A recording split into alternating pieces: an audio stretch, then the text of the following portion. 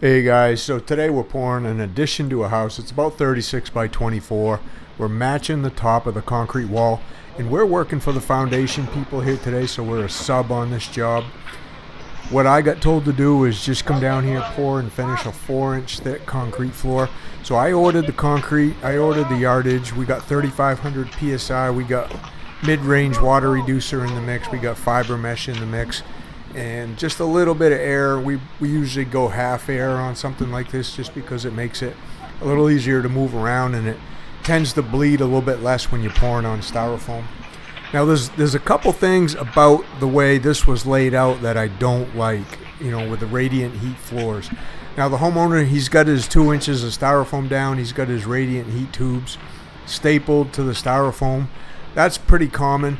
What I don't like is the two pipes going over the top of the radiant. The two clear PEX tubing pieces going over the top of the radiant. You can see them going left to right.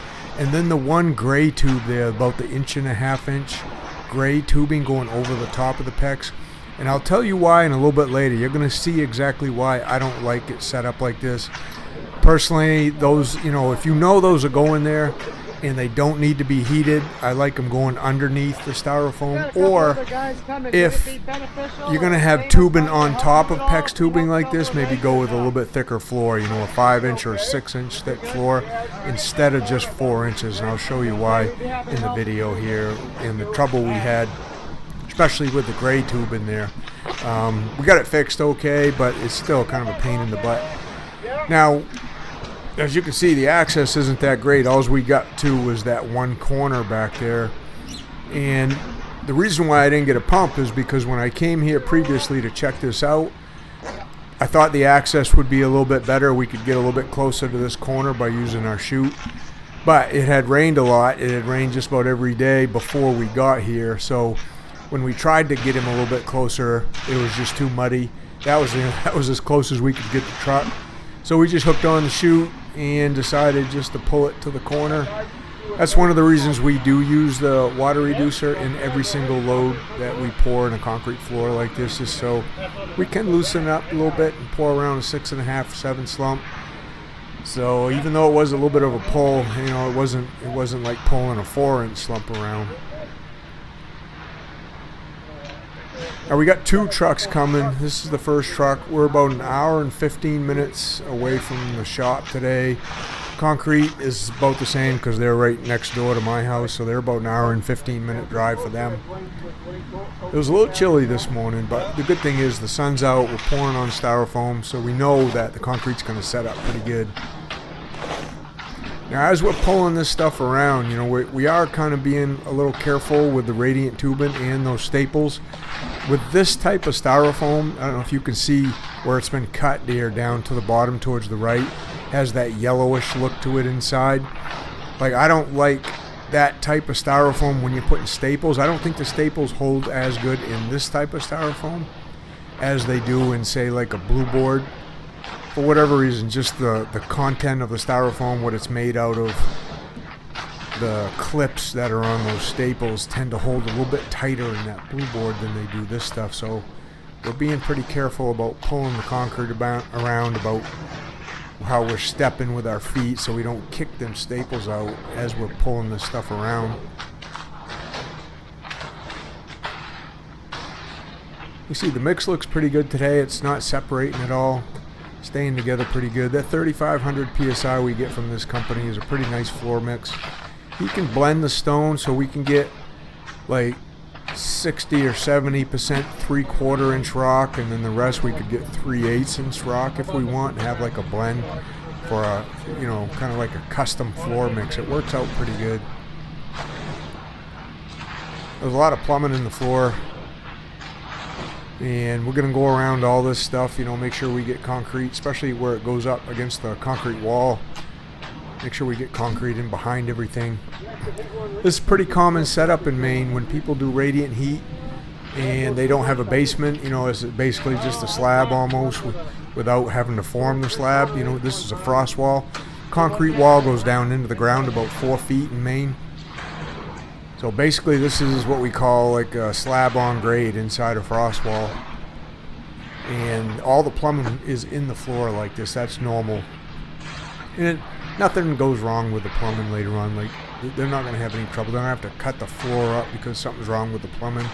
I've never really seen that happen.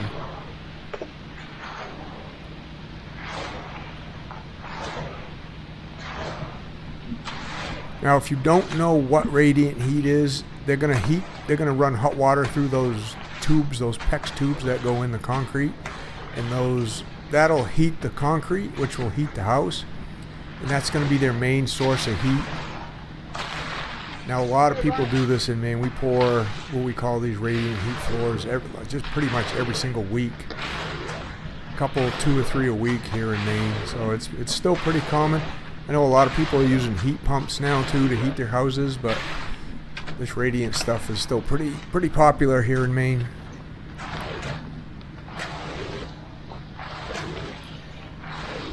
Now what we want to do is we want to get this first truck just emptied out, just dump him out, get him empty, get him out of the way, because we know that second truck's right behind him, and that way we can get him in place. He can stop mixing up as we're screeding this thing off. I don't know if you saw that big hole in the middle too. That's going to be like a load-bearing column right there to hold up probably the subfloor. That's why that was dug out so deep. Sometimes they do a footing there when they do the concrete walls. Sometimes they don't. Sometimes we'll just pour it in with a floor like we're doing today. We do it a lot that way. It never seems to be an issue, so that's pretty normal.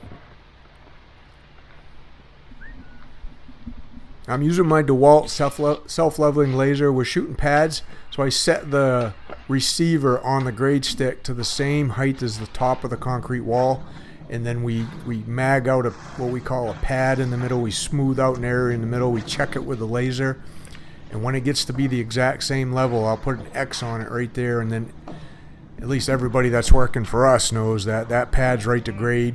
And then you'll see we'll use that to strike off from here in a second to get our center pads. And then we're going to be using our new DeWalt Vibrating Screed that's way in the back, the battery screed, to screed the floor. You'll get to see how that works here today. And, this is brand new. We just finally got it, so we're just starting to use it.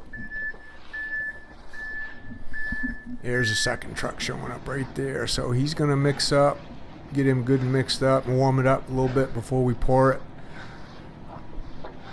Now we're striking off a pad. This is what we call hand screeding. We like to hand strike our grade pads, just old school. We could use the vibrating screed if we wanted to. It's no big deal, but this is just the way we do it. And then we can grab the DeWalt Power Screed, and we use the center pad that we striked off and the pad on the outside where we mag floated to the top of the wall. We use those two pads to go by as we use the vibrating screed here, and that way we know, if we were to come back and check this floor with the laser after, it would be flat to within 1/8 of an inch. Like, that's considered pretty darn flat, at least where we're from. So again, remember that gray pipe that ran across there? You're going to get to see why that was a problem here and how we fixed it coming up pretty soon after we get the, both sides of this floor screeded. You're going to see what's going to happen with that.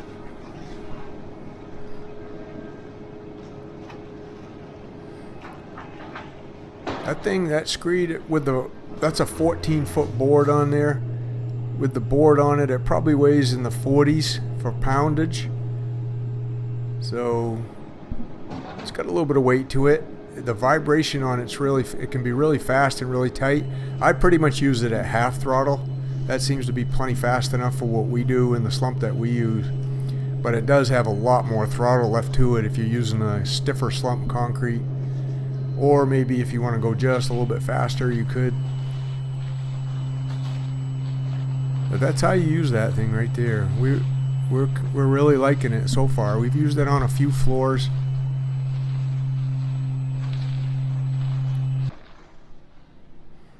Alright, so once we got that section screeded, and we're going around that gray pipe right now, at least one end of it, we've already gone around the other end.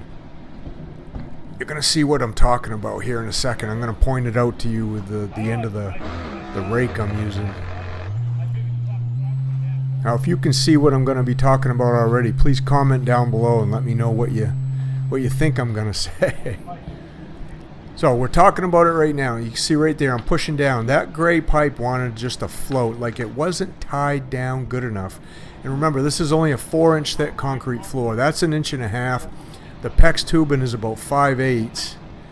So there's only about 2 inches of concrete over the top of it anyway.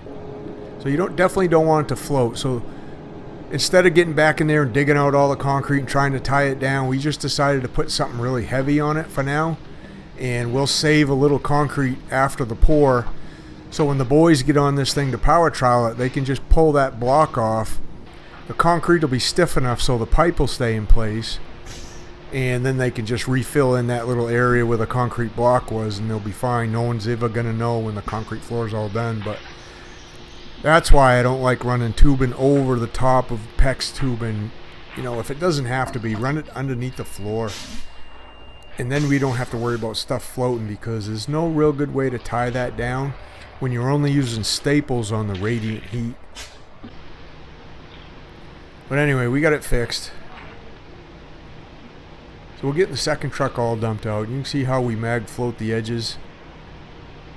Now before, you know, when we show up in the morning, we set the laser up. First thing I do is I go around and I check the top of the wall, probably in like 15 different spots. I want to make sure the top of that wall is really, really flat, or at least within 1/8 of an inch.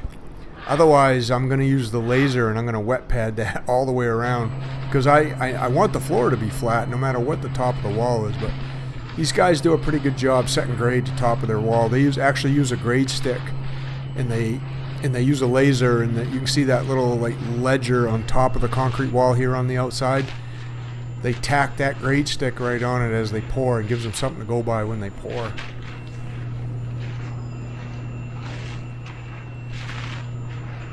You can see how smooth running that vibrating screed is. You're going to get a real good close-up shot of it right here. So the couple things that are really important. First of all, the operator, who's me right here, you got to keep that board flat. Like I'm keeping it flat on top of the surface. And then I'm pulling it back nice and even, like I'm not stopping and starting. And what I'm doing is I'm looking at my both ends, my right and my left, and I'm making sure they're touching and they're leaving a score mark. And then Darren and Luke behind me, they're just raking the concrete, making sure it's not low or too high. We want to keep it just a little high so there's a little bit of a roll coming back behind the screed board. And that's what makes for a really nice flat floor. You know, the combination of all those things together makes this really easy to use and easy to do. But it does take a little bit of getting used to if you've never used one, or if you don't use one every day like we do, or if you don't have two really good rakers like Darren and Luke. You know, it can be difficult.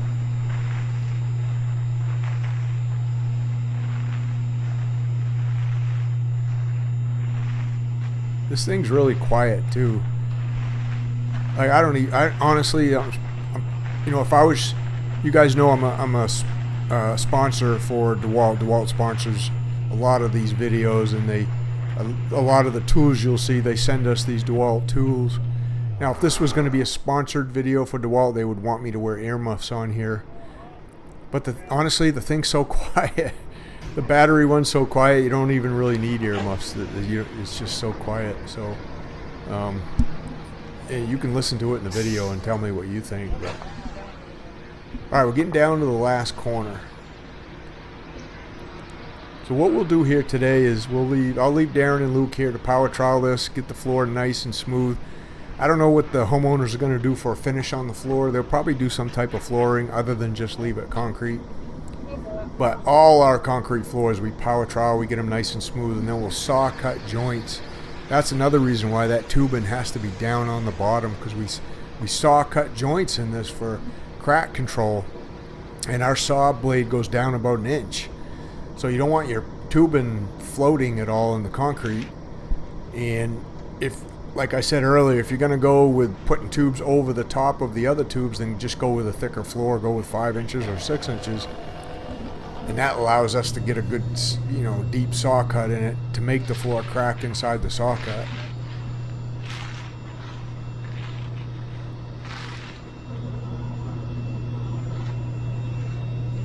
There's only 2 bolts that hold that blade on, that 14-foot blade, and it goes on pretty fast, and obviously it comes off pretty fast. You can see the socket wrench we got right there.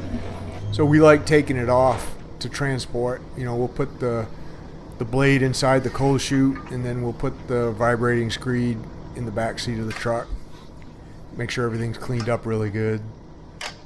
So we're pretty happy with how things work. You can use multiple different blades with DeWalt's Power Screed.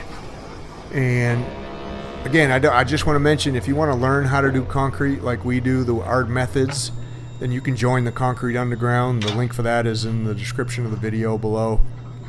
You join the Concrete Underground. It's a monthly membership. I got all kinds of training videos in there, including how to use a vibrating screed, how to power trowel concrete smooth, all kinds of stuff in there, stamp concrete, how to set up a slab. And again, check those links out if you want. They're down in the video, and I'll be in there to help you. If you got any questions, you can email me. We can talk on the phone. But again, thanks for watching, guys. We'll see you on the next one.